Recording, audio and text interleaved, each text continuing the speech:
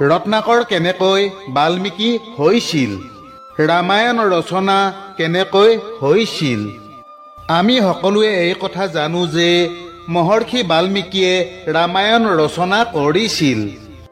ৰামায়ণ হৈছে কবিতাৰ ছন্দত ৰচনা কৰা এই সংসাৰৰ প্ৰথম গ্ৰন্থ। সেয়েহে ৰামায়ণক আদি কাব্য বুলিও কোৱা হয়।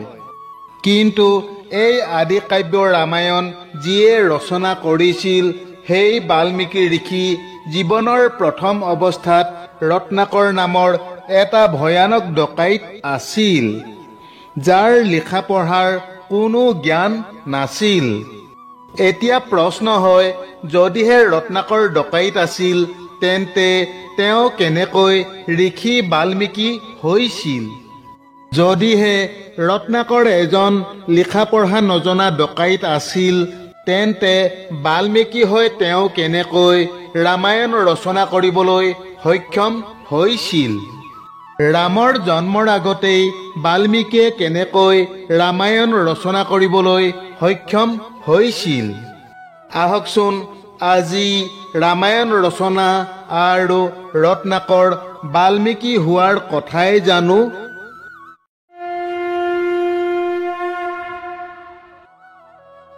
সত্যযুগৰ কথা। এদিন দেৱৰ্ষি নাৰদ ভগৱান বিষ্ণুৰ দৰ্শনৰ বাবে বৈকুণ্ঠ লোকলৈ গৈছিল। বৈকুণ্ঠ লোকত গৈ নাৰদে দেখিলে যে বৈকুণ্ঠত ভগৱান বিষ্ণু নাই। ভগৱান বিষ্ণু 4 অংশত বিভাজিত হৈ ৰাম, লক্ষ্মণ, ভৰত, শত্ৰুঘ্ন ৰূপে বিৰাজমান হৈ আছে। ৰাম সিংহাসনত বহি আছে। ৰামৰ লগতে সিংহাসনত সীতা বহি আছে। লক্ষ্মণে ৰামৰ ওচৰত থিয় হৈ ছত্ৰ ধৰি আছে আৰু হনুমানে হাতযোৰ কৰি বন্দনা কৰি আছে। এই অদ্ভুত দৃশ্য দেখি নাৰদৰ মন বিহ্বল হৈ পৰিল তথা চকুৰ লোটক সৰি পৰিল। নাৰদে ভাবিলে, প্ৰভুৱে এই ৰূপ কিয় ধাৰণ কৰিলে? ইয়াৰ ৰহস্য জানিবৰ বাবে মই ভগৱান শিৱৰ ওচৰলৈ যোৱা উচিত, যিয়ে ভূত ভৱিষ্যতৰ সকলো কথা জানে। এই কথা ভাবি নাৰদ প্ৰথমে গৈ সৃষ্টিকৰ্তা ব্ৰহ্মাৰ ওচৰত উপস্থিত হ'ল। নাৰদে বৈকুণ্ঠ লোকত যি দেখিছিল ব্ৰহ্মাৰ আগত সেই সকলো কথা ক'লে। তাৰ পাছত ব্ৰহ্মা আৰু নাৰদ দুয়োজন গৈ ভগৱান শিৱৰ ওচৰ পালেগৈ। ব্ৰহ্মা আৰু নাৰদ দুয়োজনকে একেলগে দেখি শিৱই সুধিলে, হে সৃষ্টিকৰ আৰু দেৱৰ্ষি, আপোনালোক দুয়োজনকে কৈলাশত স্বাগতম। কওকচোন বাৰু কি উদ্দেশ্যে আজি দুয়োজনৰ একেলগে আগমন ঘটিল? ভগৱান শিৱৰ প্ৰশ্ন শুনি নাৰদে ক'লে, হে ভোলানাথ, আজি মই বৈকুণ্ঠ লোকলৈ গৈছিলোঁ। তাত মই দেখিলো যে ভগৱান বিষ্ণু 4 অংশত বিভাজিত হৈ 4টা ৰূপত বিৰাজমান হৈ আছে। প্ৰভু, আপুনি যিহেতু ভূত ভৱিষ্যতৰ সকলো কথা জানে, গতিকে এই প্ৰশ্নৰ উত্তৰ বিচাৰি আমি দুয়ো আপোনাৰ ওচৰলৈ আহিছোঁ। প্ৰভু নাৰায়ণে এই ৰূপ কিয় ধাৰণ কৰিছে প্ৰভু? নাৰদৰ কথা শুনি ভগৱান শিৱই ক'লে, হে সৃষ্টিকৰ আৰু নাৰদ, আজি আপোনালোকে নাৰায়ণৰ যি ৰূপৰ কথা বৰ্ণনা কৰিছে, 60,000 বছৰ পাছত প্ৰভুৱে সেই ৰূপত জন্ম ধাৰণ কৰিব। সেই সময়ত মৰ্ত্যলোকত ৰাৱণ নামেৰে এক দুৰন্ত ৰাক্ষসে জন্ম ল'ব। তেতিয়া প্ৰভুৱে অযোধ্যাৰ ৰজা দশৰথৰ পুত্ৰ ৰাম, ভৰত, লক্ষ্মণ আৰু শত্ৰুঘ্ন ৰূপে মনুষ্য যোনিত জন্ম ধাৰণ কৰিব আৰু মাতা লক্ষ্মীয়ে মিথিলাৰ ৰজা জনকৰ পুত্ৰী ৰূপে জন্ম লাভ কৰিব। ৰাম আৰু সীতাৰ বিবাহ হ'ব। পাছত ৰাৱণে মাতা সীতাক হৰণ কৰিব আৰু তেতিয়া ৰামৰ হাতত পাপী ৰাৱণৰ সংহাৰ হ'ব। মৰ্ত্যলোকত এবাৰ ৰাম নাম লৈয়ে গো হত্যা, নৰহত্যা কৰা মহাপাপীসকলে উদ্ধাৰ পাব। শিৱৰ কথা শুনি ব্ৰহ্মাই সুধিলে, হে ত্ৰিলোচন, মৰ্ত লোকতনো এনে মহাপাপী কোন আছে? তেতিয়া শিৱই ক'লে, আছে ব্ৰহ্মদেৱ, আছে। পৃথিৱীত এজন মহাপাপী আছে, যিয়ে পথচাৰীসকলক হত্যা কৰি লুটপাত চলায়। হে ব্ৰহ্মদেৱ আৰু নাৰদ, আপোনালোক দুয়োজন গৈ সেই মহাপাপীক ৰাম নাম দান কৰক, যাতে তেওঁ সেই মহাপাপৰ পৰা মুক্ত হয়।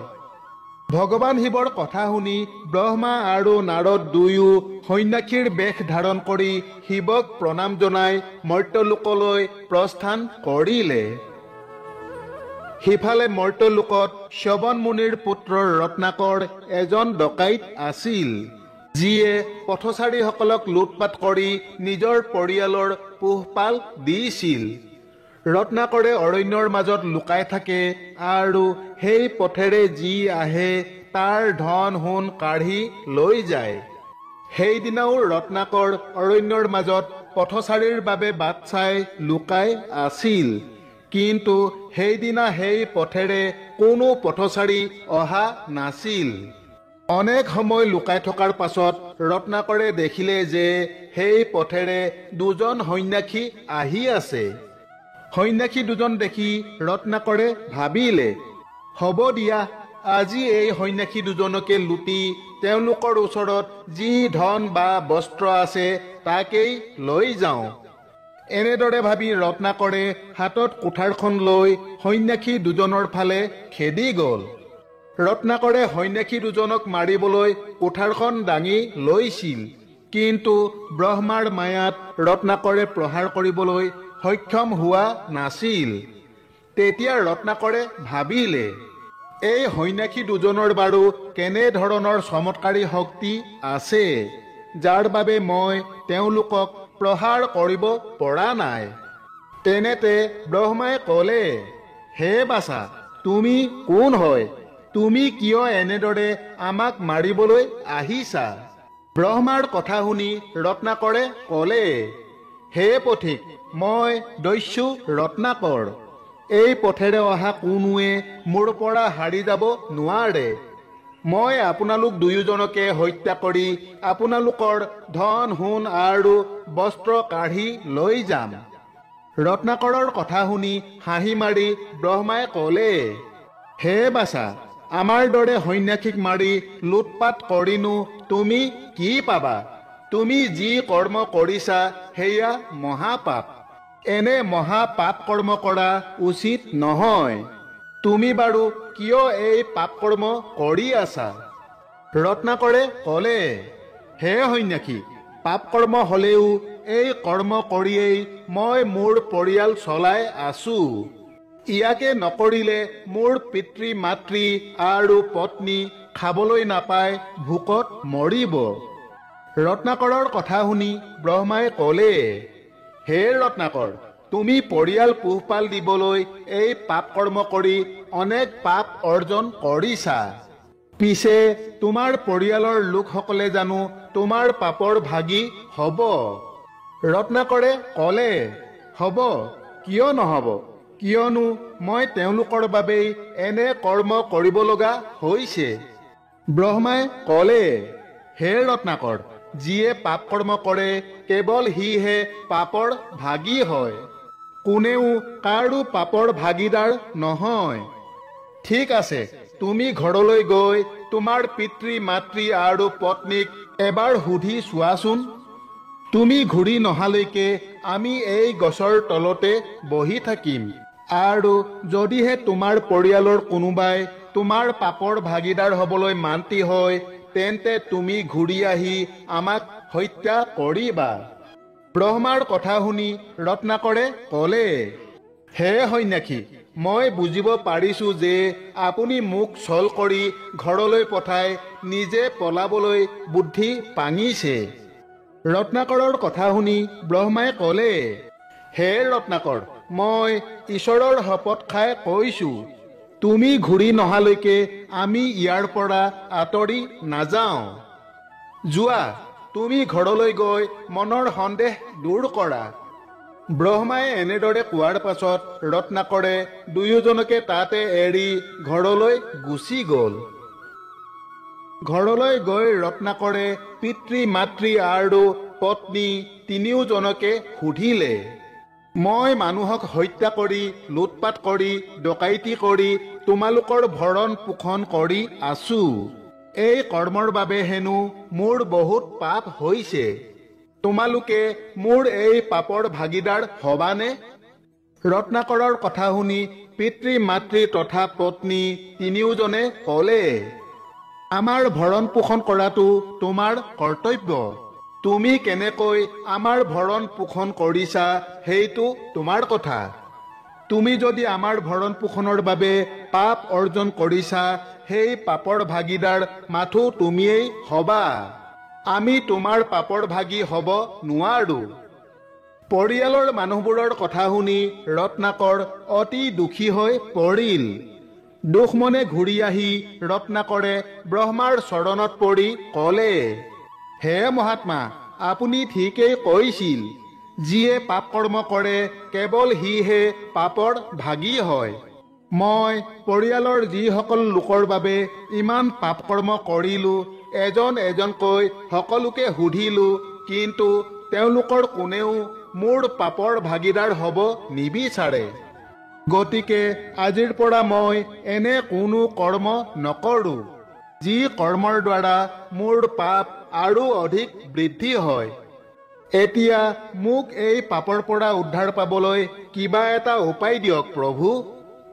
তেতিয়া ব্ৰহ্মাই ক'লে, হে বাছা, মই তোমাক পাপৰ পৰা উদ্ধাৰ পোৱাৰ উপায় নিশ্চয় দিম। তাৰ আগতে তুমি সৰোবৰত স্নান কৰি আহা। ব্ৰহ্মাৰ কথা শুনি ৰত্নাকৰ সৰোবৰত স্নান কৰিবলৈ গ'ল। কিন্তু ৰত্নাকৰৰ দৃষ্টি পৰা মাত্ৰেই সৰোবৰৰ সকলো পানী শুকাই গ'ল। তেতিয়া নিৰাশ মনে ৰত্নাকৰে ঘূৰি আহি ব্ৰহ্মাৰ আগত সৰোবৰৰ পানী শুকাই যোৱা কথা ক'লে। ৰত্নাকৰৰ এই কথা শুনি ব্ৰহ্মাই কমণ্ডলুত থকা পানীকে ৰত্নাকৰৰ মাথাত ছটিয়াই দি ক'লে, হে বাছা, এতিয়া তুমি ৰাম ৰাম বুলি জপ কৰা। এই ৰাম নাম জপ কৰিলেই তুমি তোমাৰ আৰ্জিত সকলো পাপৰ পৰা উদ্ধাৰ পাবা। এনেদৰে ব্ৰহ্মাই ৰত্নাকৰক ৰাম নাম জপ কৰিবলৈ শিকালে। কিন্তু ৰত্নাকৰৰ পাপী মুখত ৰাম নাম উচ্চাৰণ নহল। ৰত্নাকৰে ৰাম বুলিও ক'ব নোৱাৰিলে। এই সমস্যাৰ উপায় চিন্তা কৰি ব্ৰহ্মাই সুধিলে, হে বাছা, মানুহ মৰিলে কি বুলি কোৱা? ৰত্নাকৰে ক'লে, মৰা। তেতিয়া ব্ৰহ্মাই ক'লে, ঠিক আছে, এতিয়া তুমি বাৰে বাৰে মৰা মৰা বুলি উচ্চাৰণ কৰি জপ কৰা। ব্ৰহ্মাৰ কথা শুনি ৰত্নাকৰে মৰা মৰা বুলি বাৰে বাৰে উচ্চাৰণ কৰিব ধৰিলে। মৰা মৰা বুলি কওঁতে কওঁতে ৰত্নাকৰৰ মুখৰ পৰা ৰাম ৰাম উচ্চাৰণ হ'বলৈ ধৰিলে। মুখৰ পৰা ৰাম নাম উচ্চাৰণ হোৱাৰ লগে লগে ৰত্নাকৰৰ সকলো পাপ নাশ হ'ল। তেতিয়া ব্ৰহ্মা আৰু নাৰদ দুয়ো তাৰ পৰা গুচি গ'ল। তাৰ পাছত ৰত্নাকৰে সেই স্থানতে বহি ৰাম নাম জপ কৰিব ধৰিলে। ৰত্নাকৰে একে স্থানতে বহি একেৰাহে ৬০,০০০ বছৰ ধৰি ৰাম নাম জপ কৰিছিল, যাৰ ফলত উই পোকে ঢাপ বনাই ৰত্নাকৰৰ দেহৰ মাংস খাই পেলাইছিল। উই ঢাপক সংস্কৃতত বল্মিক বুলি কোৱা হয়। ৰত্নাকৰে বল্মিকৰ ভিতৰত বহি ৰাম নাম জপ কৰি থাকিব ধৰিলে। তেনেতে ব্ৰহ্মা পুনৰ সেই স্থানলৈ আহিল। তালৈ আহি ব্ৰহ্মাই ৰাম নাম শুনিবলৈ পালে, কিন্তু ইফালে সিফালে চাই কাকো নেদেখিলে।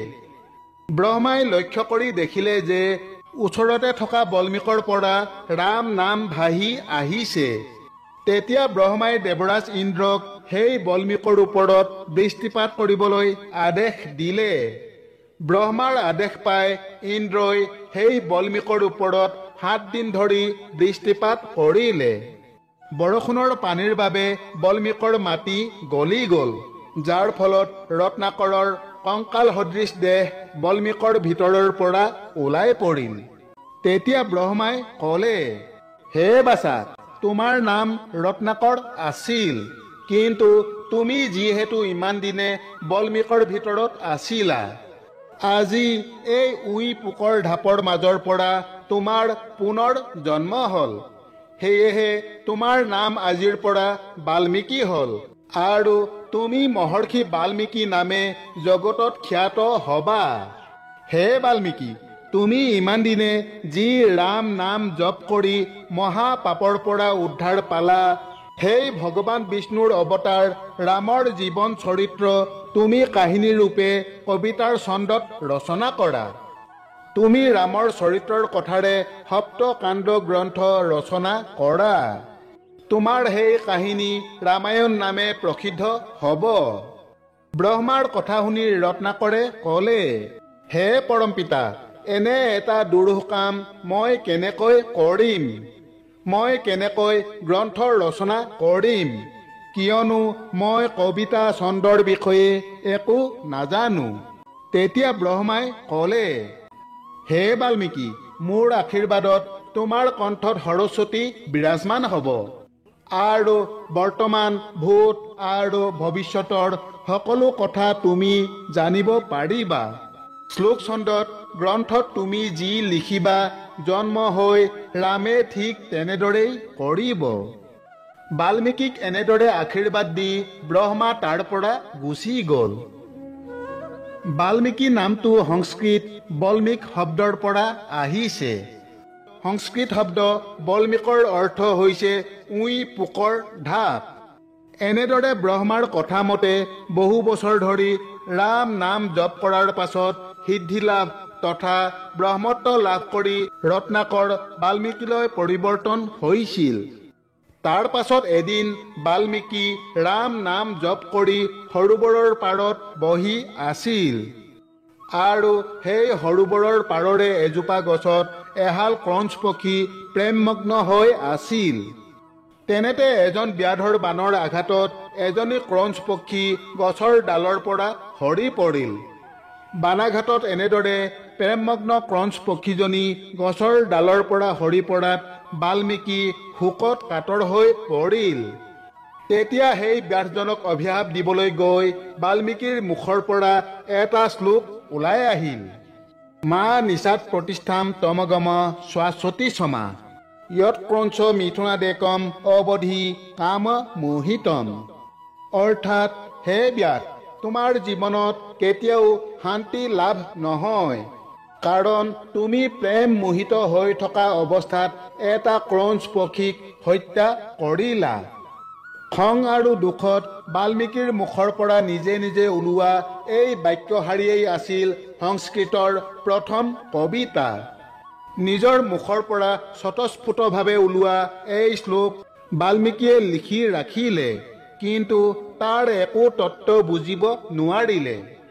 গতিকে সেই শ্লোকৰ তত্ত্ব বিচাৰি বাল্মীকি ঋষি ভৰদ্বাজৰ ওচৰলৈ গ'ল। এদিন গুৰু ভৰদ্বাজ আৰু শিষ্য বাল্মীকি শ্লোকৰ তত্ত্ব সন্ধান কৰি বহি আছিল। তেনেতে সেই স্থানলৈ দেৱৰ্ষি নাৰদৰ আগমন ঘটিল। নাৰদক দেখি বাল্মীকিয়ে দণ্ডৱতে প্ৰণাম জনাই বহিবলৈ আসন দিলে, আৰু সেই শ্লোকটোৰ তত্ত্ব কথা সুধিলে। তেতিয়া নাৰদে বাল্মীকিৰ আগত সেই শ্লোকটোৰ তত্ত্ব কথা বুজাই দি ক'লে, হে বাল্মীকি, এই শ্লোকৰ ছন্দতে তুমি ৰামায়ণ ৰচনা কৰা। এই বুলি কৈ নাৰদে বাল্মীকিৰ আগত সংক্ষেপতে ভৱিষ্যতে হ'ব লগা ৰামৰ জন্ম, বিবাহ, সীতাহৰণ তথা ৰাৱণ বধৰ বিষয়ে ক'লে। পাছত বাল্মীকিয়ে এই শ্লোকটোৰ ধাৰাতেই সম্পূৰ্ণ সপ্তকাণ্ডৰ ৰামায়ণ লিখি উলিয়ায়। বান্ধৱসকল, আশা কৰোঁ আজি আপোনালোকে ৰত্নাকৰ কেনেকৈ বাল্মীকি হৈছিল তথা কেনেকৈ ৰামায়ণ ৰচনা হৈছিল সেই বিষয়ে নিশ্চয় কিছু কথা জানিব পাৰিলে। আগলৈ অন্য এক নতুন কথাৰ সৈতে পুনৰ লগ পোৱা আশাৰে আজিলৈ সামৰিছোঁ। ধন্যবাদ। জয় শ্ৰীকৃষ্ণ।